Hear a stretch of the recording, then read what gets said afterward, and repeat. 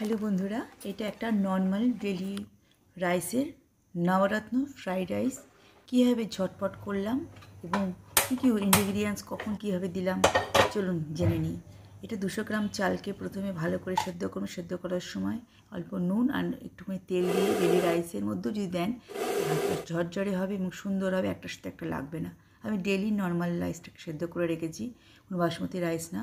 এবং এই মটরশুঁটি, ক্যাপসিকাম, বিনস, পেঁয়াজ আর রসুন ভালোভাবে ভেজে নিলাম।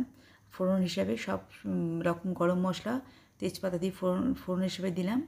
আর তেল 1 চামচ তেল আর 1 চামচের মতন ঘি দিয়েছি 200 গ্রাম চালের জন্যে। সবগুলো একসাথে ভাজা হয়ে গেলে কালো কিশমিশ আর সাদা কিশমিশটা আগেই আমি ভেজে রেখেছিলাম, সেটাকে দিয়ে দিলাম।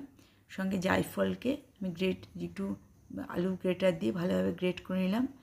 সামরিচের গুঁড়ো দিয়েছি আর লবণ দিয়েছি, সামরিচের না থাকে এখানে নর্মাল যেটা আমরা গোলমরিচের গুঁড়ো সেটা দিতে পারেন, যেমন ভালোবাসেন সেভাবে। নামানোর আগে 1 চামচ ঘি আর বেরেস্তা সবার শেষে আমি দিয়েছি। অপূর্ব খেতে দিয়েছিল, আপনি একটু মন খারাপ হবে না, আপনার খেয়ে মনটা ভরে যাবে। এই রেসিপিটা যদি আপনাদের ভালো লাগে বন্ধুরা, লাইক, শেয়ার, সাবস্ক্রাইব করবেন। অবশ্যই বন্ধুরা কমেন্ট করতে ভুলবেন না, আপনাদের কমেন্ট করতে ভালো লাগে। ভালো কাটুক দুর্গাপুজো, সুস্থ থাকুন, ভালো থাকুন, নমস্কার।